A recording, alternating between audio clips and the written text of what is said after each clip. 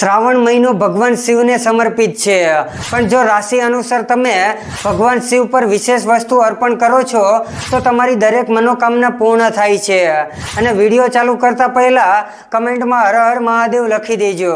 મેષ રાશિના લોકોએ મધ અને કેસર મિક્સ કરીને ભગવાન શિવનો અભિષેક કરવો જોઈએ। વૃષભ રાશિના લોકોએ દહીંથી ભગવાન શિવનો અભિષેક કરવો જોઈએ।